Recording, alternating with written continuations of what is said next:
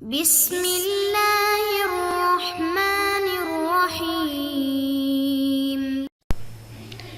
بسم اللہ الرحمن الرحیم۔ ناظرین، امید ہے کہ آپ تمام احباب خیر و عافیت سے ہوں گے۔ جغرافیہ کا آج ہمارا سبق نمبر 43 ہے، اور آج کے سبق میں ہم جنوب مشرقی ایشیا کا کچھ تذکرہ کریں گے اور اس کے کچھ حصے پر ابتدائی بات کر لیں گے، پھر اگلے سبق میں بھی انشاءاللہ اس سے متعلق کچھ تفصیل ہوگی۔ جنوب مشرقی ایشیا کا کچھ تاریخی جائزہ ہم لیتے ہیں۔ تو ناظرین، اس میں دیکھیں تو اس میں کل جو مشہور جنوب مشرقی ایشیا میں ہم پڑھیں گے وہ دو ملک ہوں گے، یعنی انڈونیشیا اور ملیشیا۔ تو اس سے متعلق آج ہم کوئی تھوڑی سی تفصیل پڑھتے ہیں۔ یہ نیچے انڈونیشیا ہے ناظرین، اور اس طرف اوپر اگر دیکھیں تو آپ کو یہ فلپائن بھی نظر آ رہا ہے۔ یہ سارے جنوب مشرقی ایشیا کے، اوپر جو ہے یہ ملیشیا ہے، اور اس طرف تھائی لینڈ دیکھیں، اور اس کا نیچے انسانی ہاتھ کی طرح نکلا ہوا یہ حصہ نیچے تک آیا ہوا ہے، اور اوپر لاؤس اسی کے اندر شامل ہے، کمبوڈیا، ویتنام۔ تو یہ سارے جنوب مشرقی ایشیا کے ممالک ہیں۔ اس میں جو ہم ملیشیا سے متعلق اگر بات کریں تو آپ اگر دیکھیں یہاں پہ ملیشیا کو، تو ملیشیا کے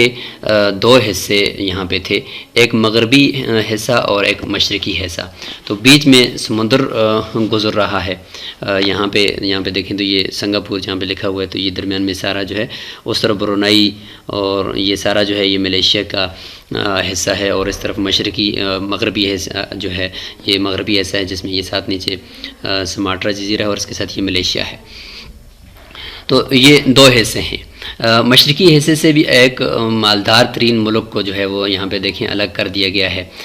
یہ برونائی کے نام سے جو ہے چھوٹا سا دیکھیں ملک ہے، اس کو الگ کر دیا گیا ہے، چونکہ اس میں قدرتی وسائل سے یہ مالا مال تھا، اور اس کو الگ کر دیا گیا۔ اور برونائی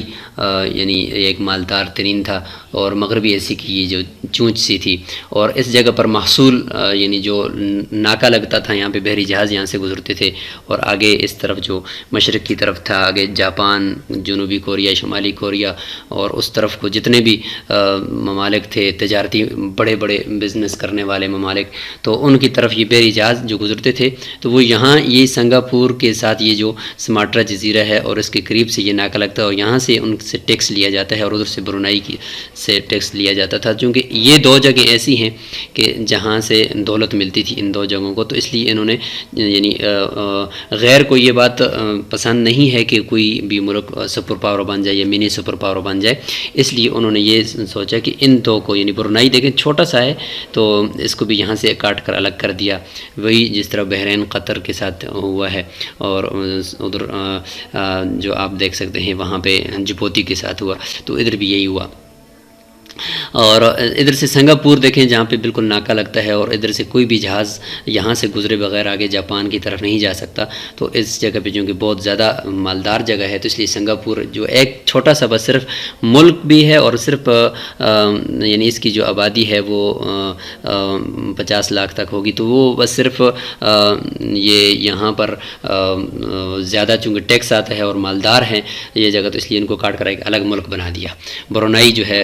اس میں جو کہ بہت زیادہ قدرتی وسائل ہیں، تو اس لیے اس کو بھی کاٹ کر الگ کر دیا۔ اب یہ برونائی جو ہے یہ اگر عالم اسلام کو صرف اضافی دولت خیرات میں دے دے، یعنی جسے ہم العفو کہتے ہیں، یہ دے دے، تو عالم اسلام میں کوئی بھوکا، کوئی ننگا، کوئی مقروض نہ رہے گا۔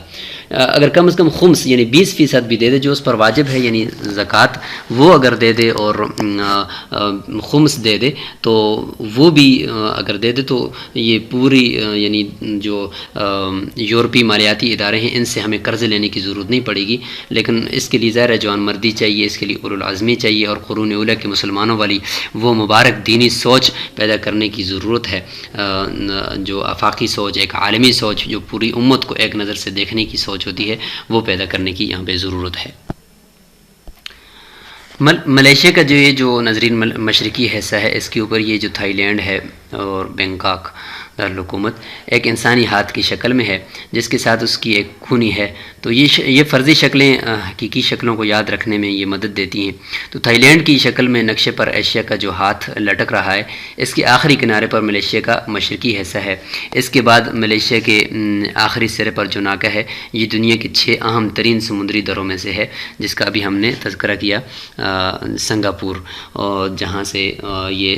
پورے جاپان اور مشرقی ممالک کو، جو تجارتی ممالک کو، یہاں سے جہاز جاتے ہیں اور بحری جہاز یہاں سے ہی گزر کر جاتے ہیں۔ یہاں پہ زوم کر کے بھی آپ کو دکھایا گیا کہ کس طریقے سے یہاں سے جہاز گزرتے ہیں، اور یہ سنگاپور ہے چھوٹا سا جو یہاں سے الگ کر دیا گیا ہے، اور اس کو ابنائے ملاکا بھی کہا جاتا ہے، یہ ابنائے ملاکا ہے، کیونکہ اگر وہ یہاں سے کوئی بھی بحری جہاز اگر یہاں سے سماٹرا اور نیچے اگر راستہ اختیار کر کے پھر جاپان کی طرف جاتا ہے تو پھر وہ بہت لمبا پڑتا ہے اور بہت زیادہ ان کا ایندھن خرچ ہوتا ہے، تو یہاں سے بالکل قریب سے یہ ایسے گزر کر آگے چلے جاتے ہیں مشرقی ممالک کی طرف۔ تو یہ جگہ ہے جہاں پر اس کو کاٹ کر الگ کر دیا گیا ہے، اور اب یہ ایک الگ سے ایک ملک بن گیا ہے سنگاپور۔ یہ سنگاپور کی ایک آپ رونق ایک عمارتوں کا ایک پورا مجموعہ دیکھ سکتے ہیں، اور اسی سے آپ ان کی مالداری کا ایک اندازہ بھی لگا سکتے ہیں۔ یہ بھی سنگاپور کی ایک حصے کی تصویر آپ دیکھ سکتے ہیں۔ دنیا کے نقشے پر ناظرین برونائی، جس کا جھنڈا بھی ہے، اور یہاں پہ دیکھیں سنگاپور کا جھنڈا بھی نیچے آپ دیکھ سکتے ہیں، اور یہ برونائی چھوٹا سا جو الگ کیا گیا ہے یہ یہاں پر ہے، اور یہاں پہ اس کی یہ پورے کی جو کاٹ کر اس کو الگ کیا گیا ہے، تو یہ پورے اس کا یہ ایریا ہے، اور یہ برونائی ہی کی کچھ تصاویر ہیں۔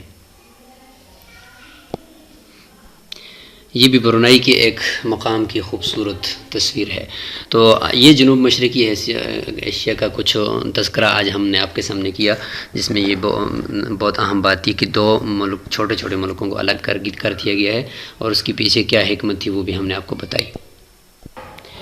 یہ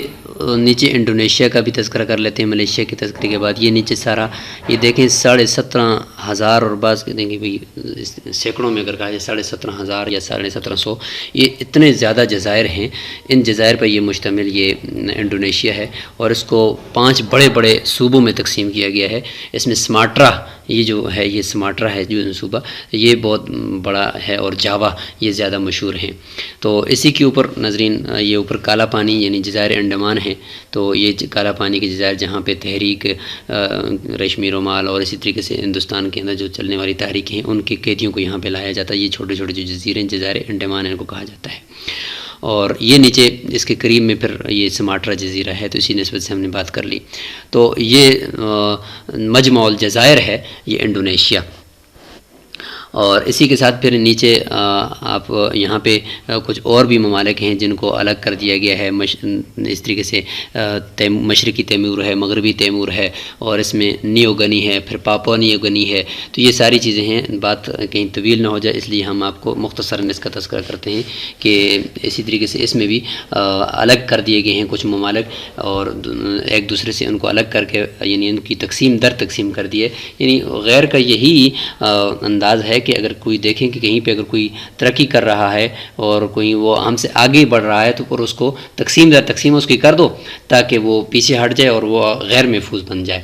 تو اس لیے یہاں پر اب اس کے بعد آگے یہ جو فلپائن ہے، یہاں پہ آپ یہ دیکھیں یہ سارا یہ فلپائن ہے، اور اس میں منیلا اس کا دارالحکومت ہے، اور اس میں جو ہمارے لیے دلچسپی کا مرکز ہے وہ منڈاناؤ جزائر ہیں۔ ان میں مسلمانوں کی چونکہ اکثریت ہے، تو ایشیا کے جتنے بھی ساحلی ممالک ہیں ان میں شافعی المسلک مسلمان زیادہ ہیں۔ Indonesia, Malaysia, Philippines, Sri Lanka اور مالدیپ کے علاوہ برصغیر کے سارے علاقے جنہیں جنوبی ہندوستان کہتے ہیں، گوا اور کالی کٹ وغیرہ، ان میں سب شافعی المسلک مسلمان ہیں۔ وجہ اس کی یہ ہے کہ ان ساحلی علاقوں میں